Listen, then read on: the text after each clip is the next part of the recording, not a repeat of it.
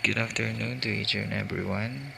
We are Group 5 and we are presenting the Philippine artworks in the Philippines. So, ang topic namin dito is tumatakbo lang sa painting, sculpture, statues, and other religious artwork in the Philippines. So, first, alamin muna natin kung ano yung artworks o ano ba yung art sa Pilipinas. So, para sa akin, ang art, 'di ba? Alam naman natin na ang Pilipinas ay napakayaman sa mga obra o likha at maraming tanyag na tao na rin ang nakilala sa larangan na ito. Hindi lang sa ating bansa kundi sa buong mundo. Karamihan sa mga ito o karamihan sa mga obra o likha is sumisimbolo sa pangkaraniwang pamumuhay ng tao, sa pangyayaring nangyayari sa kanila, at minsan kung pinapakita nila kung paano yung pagmamahal nila sa iba or yung pagtangi or yung pagsinta. Ganun. Kaya sila nakakalika ng obra. So, arts in the Philippines refers to all the various forms of the arts that have developed and accumulated in the Philippines from the beginning of civilization in the country up to the present era. So, hindi ko na babasahin lahat. So, meron magtatakel sa inyo na sunod sa akin about the traditional and non-traditional artwork here in the Philippines. So let's talk about traditional art. So what does traditional art means?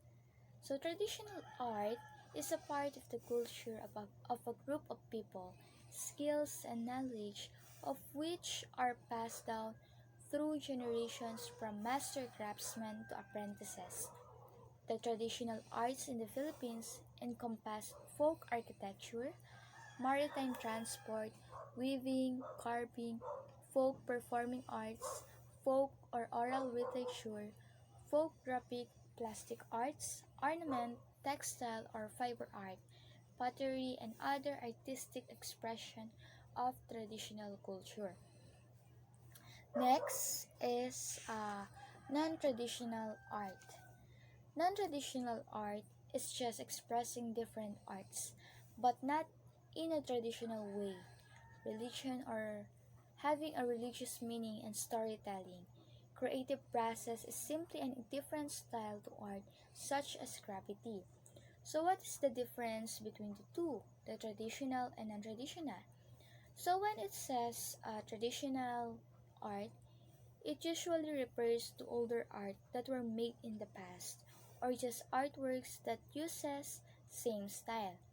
So when it says traditional art, it usually follows cultures, traditions, or religions. So yung paggawa ng mga artworks is ang basis nila is through sa pagpalo ng kanilang lifestyle, yung kanilang culture, tradition patterns, or yung related sa kanilang religions or kanilang belief, ganon. So, doon naka-base yung paggawa ng kanilang artworks. So, when it comes naman sa non-traditional artworks, it usually uses materials that aren't normally seen. So, ibig sabihin is, yung mga art or yung way ng paggawa ng non-traditional artwork is different siya sa traditional. Kumbaga, hindi siya nagpa-follow ng anumang traditional or cultural beliefs or pattern ng lifestyle, ganon. So, for better understanding, I have here the different examples of traditional and non-traditional. So, 7 traditional arts in the Philippines. I have here number 1, architecture. Number 2, sculpture of course. 3, painting. Number 4, literature. Number 5, music. 6, performing. And lastly, film stories. As for the non-traditional techniques for creating art, I have here a dip paper directly into paint or ink. Number 2, paint using drips. Number 3, paint with your body. Number 4, draw it using utensils tied to a stick. Number 5, apply paint with a card. Number 6, paint with a roller. Number 7, paint with a sponge. So now let's proceed to paintings. So paintings. So ito na tayo. Ito yung mga obra na gawa ng mga tanyag na pintor dito sa Pilipinas. So here are the 8 paintings, famous paintings in the Philippines that had been auctioned at jaw-dropping price. So ibig sabihin na benta siya sa pinakamalaking halaga. So unahin natin dito yung Fisherman by Ang Kyokok. So, sino ba si Ang Kyokok? Si Ang Kyokok ay isang Filipino artist born on March 1, 1931 at yumao sa edad na 74. Nag-aral siya sa Universidad ng Santo Tomas noong 1952. Naging national artist naman siya for visual arts noong 2001 and known for such cubism, surrealism, and expressionism movement of his arts. So, and some or more of his art is or work is related on Catholic beliefs. So, Fisherman, saan ba nanggaling to or ano yung pinagmulan? So, yung Fisherman, marami siyang series. Kung makikita nyo sa Google, marami siyang iba't ibang presentation o iba't ibang klase ng form or ng pagkabuhit. So, etong nakuha namin is ito yung tinatawag na meron siyang connected about Jesus beliefs or Catholic beliefs kasi nga parang ito daw yung kwento ni Peter and Jesus, disipulo ni Jesus, na nung nakita niya si Peter na walang nahuhuling isda is nilapitan niya ito at sinabing itapon mo yung lambat at makakahuli ka ng marami. Yun yung isang pagpapakahulugan sa Fisherman. Then meron namang iba gaya naman sa pagkakadivision ng definition dyan is ito daw po is nagpapakita ng pagtutulong-tulong ng dalawang tao or ng higit pa upang makantan ang pag-asa. Ito yung tinatawag na yung mahuhuli nila. So sa kabila ng pagod at hirap at sakit na dinadanas sa kamay nila sa paghila sa paghuli ng isda is nagtutulungan sila. So yun yung ibig sabihin ng Fisherman or yun yung story behind the art of Fisherman. So let's proceed for She Loved Fiercely and She Is Well Loved by Geraldine Javier. So mahirap kasi yung Spanish term niya. So ayan. So ito naman is naibenta approximately 8.8 million in Christie's in Hong Kong noong May 30, 2010. So, it is a frame and embroidered with preserved butterflies. So, meron siyang preserved butterflies based on Geraldine Javier. The painting is to contemplate the nurture of pain and suffering. The woman figure is like Eve who fall to man in Garden of Eden was promised upon childbirth. Or in other beliefs naman, ito daw is recognized by Frida Kahlo, the beloved Mexican artist who was equally granted pain but ironically through childbirth. So sa madaling sabi, ito yung pagpapakita ng hirap ng isang babae or dinadanas ng isang babae or ng isang ina. Yan yung parang pagkakaintindi ko sa painting na yan about Geraldine. So about naman sa pintor, sa artist na si Geraldine Javier is a contemporary Filipino visual artist whose work is best known for her work which blends of painting with various media. So, kung makikita nyo kaya merong halong butterfly yung arts niya. So, noong 2003, when she received the Cultural Center of the Philippines 13 Artist Award and has since exhibit her works widely both in the Philippines and abroad. So, lahat nung ito is based on National Museum, Wikipedia. Dumako naman tayo sa likha ni Vicente Manansala. Machinery by Vicente Manansala. The late national artist and cubist painter Vicente Manansala's 1962 oil painting machinery was sold at over twice its estimated price in the 2007 Christie's Southeast Asian Modern and Contemporary Art in Hong Kong. The painting was created at the peak of Manansala's cubist maturity. He became more careful with manipulating this work, featuring a solid composition with patented lines and forming melodious colors and forms. Sino nga ba si Vicente Manansala? Itinanghal na pambansang alagad ng sining sa pintura noong 1982 si Vicente S. Manansala. Bahagi siya ng tinaguriang 13 Moderns.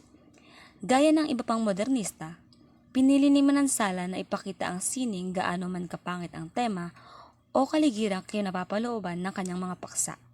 Isa na nga rito ang isa sa kanyang mga likha na machinery.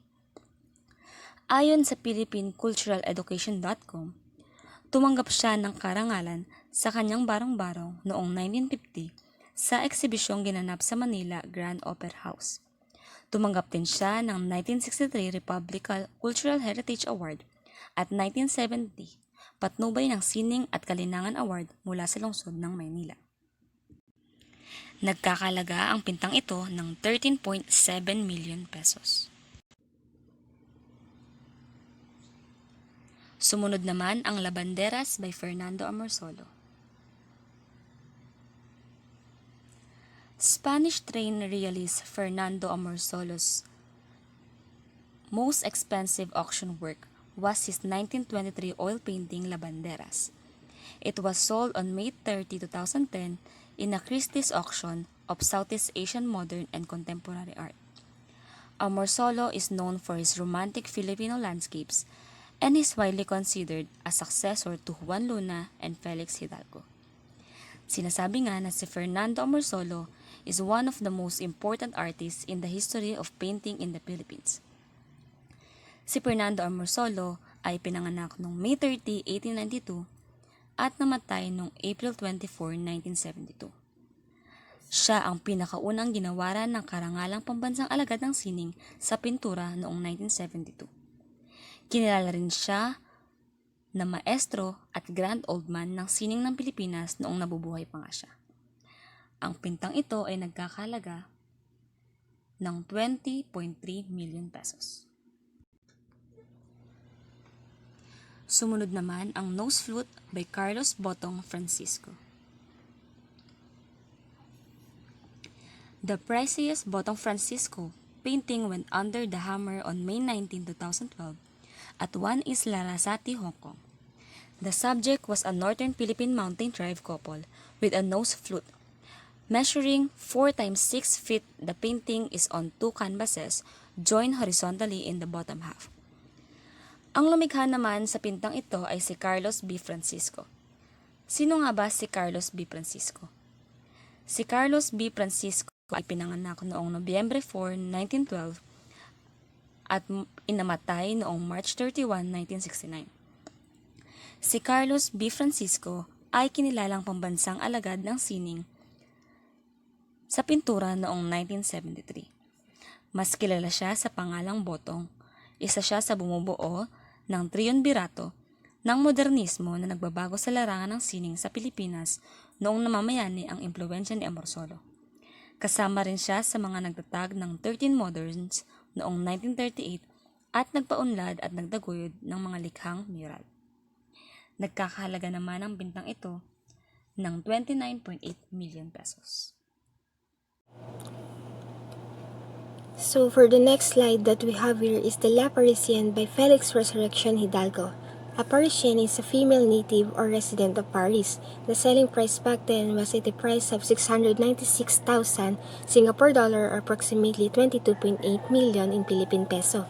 Hidalgo's La Parisienne was the first Philippine work of art that made the cover of the Sotheby's sale catalog. The artist painted a woman holding a parasol using an impressionistic light palette. In a 2003 Sotheby's auction, the painting was pegged at an estimated value of Singapore dollar 380,000 to Singapore dollar 550,000. So the La Parisienne was made in 1889 by Felix Resurrection Hidalgo y Padilla, an impressionist painter of the late 19th century, which is significant in the Philippine history for having been an acquaintance and inspiration for members of the Philippine Reform movement. If we're going to take a look at the picture, the illustration shows a woman holding an umbrella known as the parasol. Yung parasol, ito yung mga lightweight umbrellas na ginagamit ng mga kababaihan to protect them from the sun.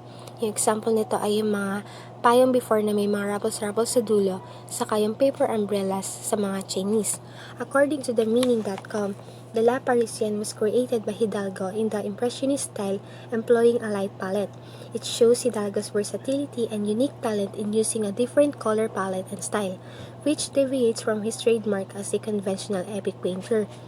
The La Parisienne is the only exhibited masterpiece of Hidalgo that survived in perfect condition because many of the artist's award-winning works were missing or ruined during the Spanish Civil War. So now let's proceed to the second to the last example of Philippine paintings, which is the Sabel, created by Benedicto Reyes Cabrera. One of the largest single feature pieces of the Sabel series by Benedicto Bencab Cabrera was sold at Leon Gallery's magnificent September auction 2015. His 2003 oil painting measures 96 by 72 inches. Projects intense emotional moods, a recurrent subject in his works through the years. So the selling price is 46.7 million pesos. So Sabel is a major subject that recurs through Bencab's works through the decades, inspired by a real-life scavenger that he observed and sketched from the window of their family house in Bambang in Tondo. To Bencab, according to the Bencab Museum webpage, Sabel is a symbol of dislocation, despair, and isolation, the personification of human dignity threatened by circumstances. So for the next slide, we have here The Grey Ground by Ronald Ventura, a world-renowned artist, and the selling price back then was at a price of 8,420,000 or approximately 47 million in Philippine peso. At the 2011 Sotheby's auction of modern contemporary Southeast Asian paintings, Ronald Ventura's 13-foot hyper-realistic graphite, oil and acrylic piece went under the hammer as one of the most expensive paintings in the Philippines and Asia at the time. Ronald Ventura's Grey Ground illustrates an epic battle, a tug-of-war between good and evil. It also depicts carnage, chaos, confusion, but also contains some humor and wit. It shows the artist's drawing skills at their best, and the detailing is amazing. It was according to Ninoy Lumboy. Sculpture. Sculpture is the branch of the visual arts that operates in three dimensions. So originally, gumagamit ng carving and modeling sa stone, metal, ceramics, wood, and other materials. But since modernism took place, sculptors have almost complete freedom sa mga materials and processes na gagamitin nila in terms of sculpting. So the following are some examples of sculptures in the Philippines. So the first one is Bulol. Bulol, also known as bulol or tinagtago, is a carved wooden figure used to guard the rice crop by the Ifugao peoples of northern Luzon. The sculptures are highly stylized representations of ancestors and are thought to gain power and wealth from the presence of the ancestral spirit. So sa paggawa ng bulol, it involves a ritual by a priest to ensure that the statue gains power. Importante to sa mga Ifugaos kasi naniniwala sila na bululs can protect and multiply the rice and help make the harvest abundant. Ifugao treated this with care and respect para maiwasan yung risk ng pagkakasakit brought by the spirits of their ancestors. The next one is Sandugo or Blood Compact. It is located in Bohol and was made and manifested by Napoleon Abueva, a Boholano national artist who was acclaimed as the father of modern Philippine sculpture. So according to WordPress.com, it is a commemoration of the compact and fellowship honored by the Spanish explorer Miguel Lopez de Legazpi and a chieftain of Bohol, Dato Sikatuna. This event ay nangyari noong March 16, 1565, a true symbolism of friendship as observed to be part of a tribal tradition before. So this was considered as the very first treaty of friendship between Spaniards and Filipinos. So the next one is the 19th century tribal metal sculpture of Sarimanok. Sarimanok is a legendary bird of the Maranao people who originated from Mindanao, an island in the Philippines. This piece is copper inlaid with silver. A very early piece made by a master metal smith, the copper pieces were etched with the design and then silver was inlaid. So it was made by Abdulmari Imaw, a Tausog and the first Moro to receive the recognition as National Artist of the Philippines for sculpture in 2006. So according to Wikipedia, the Sarimanok is derived from a totem bird of the Maranao people called Ituturo. Sabi ng mga Maranao people, yung Ituturo raw is a medium to the spirit world via its unseen twin spirit bird called Inikadowa. So let us now discuss the statues. Statues is a three-dimensional representation, usually of a person, animal, or mythical being that is produced by sculpturing, modeling, or casting. First is the Monument of Rizal. The Monument of Rizal is located at Rizal Park, Luneta, Manila. The designer of this is Richard Quisling, and its date of inauguration is December 30, 1913. It is dedicated to the memory of Jose Rizal, patriot and martyr. The Monument of Rizal in Rizal Park, Luneta is considered by many as the most popular, most visited, and most photographed monument in the Philippines. It housed the remains of Jose Rizal, a Filipino nationalist, novelist, poet, journalist, ophthalmologist, and a national hero. Rizal wrote the novels Noli Me Tangere and El Filibusterismo to expose the cruelty and injustice of the Spanish ruling government in the Philippines during his time. Because of his revolutionary writings, he was executed by a firing squad in Luneta on December 30, 1896. There are at least 118 Rizal monuments in the Philippines and at least 10 in the other parts of the world. There is even a replica of the Rizal monument in Luneta in Madrid, Spain. So next is the Bonifacio Monument. The Bonifacio Monument is located at Grace Park, Caloocan City, Metro Manila. The designer of this is Guillermo Tolentino, and it was inaugurated on November 30, 1933, which is dedicated to the memory of Andres Bonifacio, the founder and supremo of the Katipunan. Andres Bonifacio is popularly known as the father of the Philippine Revolution and the founder and supremo of the Katipunan or the Samahang Kataas-Taasan, Kagalang-galangang Katipunan ng mga Anak ng Bayan or KKK. He is an icon of bravery and pride of the Filipinos. The monument is one of the most beautiful works of art in the Philippines. It was designed by national artist Guillermo Tolentino, who also sculpted the famous University of the Philippine Oblation statue. An important historical and cultural landmark in the Philippines, the monument has 23 figures, including Emilio Jacinto, popularly known as the brains of the Katipunan, and the three martyred priests, Mariano Gomez, Jose Apolonio Burgos, and Jacinto Zamora, well known by many Filipinos as Dagong Bursa. The third one is the Lapu-Lapu Shrine. The Lapu-Lapu Shrine is located at Liberty Shrine, Punta Engaño, Lapu-Lapu City, Cebu, which is dedicated to Lapu-Lapu, a native chieftain of Mactan who defeated Magellan in the Battle of Mactan in 1521. It was built sometime in 1969 through Republic Act 5695. So, Lapu-Lapu is considered as the first Filipino hero who successfully defended the Philippines from the Spanish invasion. He is a symbol of courage and success in defeating enemies. In fact, his image is the central figure in the seal of the Philippine National Police and the Bureau of Fire Protection. He is best known as the hero of the Battle of Mactan on April 27, 1521.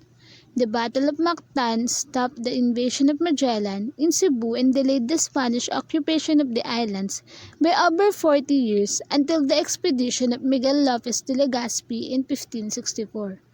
The monument of Lapu-Lapu is located in Liberty Shrine or Mactan Shrine, where the historic Battle of Mactan took place at dawn on April 27, 1521.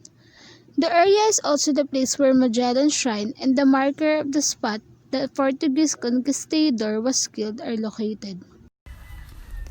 Okay, and the next one would be the Dambana ng Kagitingan, Shrine of Valor. So the location will be on the Mount Samat Pilar, Bataan. Philippine designer will be Mr. Lorenzo del Castillo and Napoleon Abueva. And then the date build for this one will be last 1970, dedicated to those soldiers who fought for the freedom in the Battle of Bataan.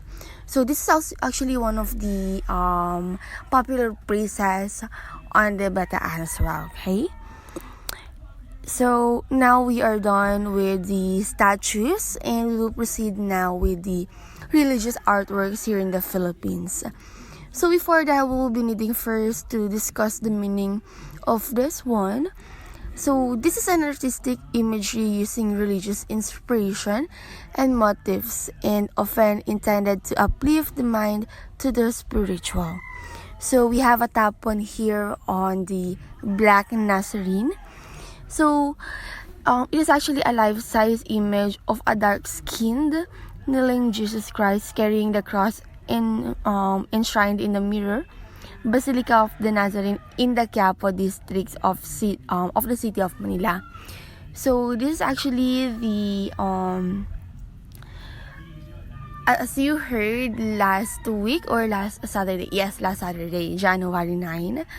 This is the celebration where Philippine or Christian gathered in Quiapo, and then they are really devoting themselves just to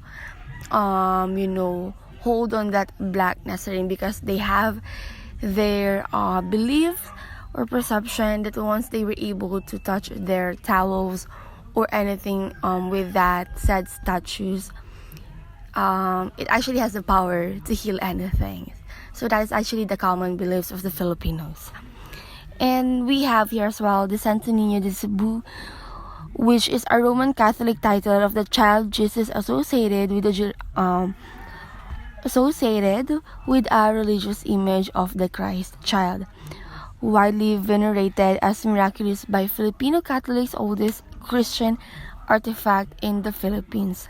So it is originally a gift from explorer Ferdinand Magellan to Raham Habon and his chief consort on account of their baptism in 1521.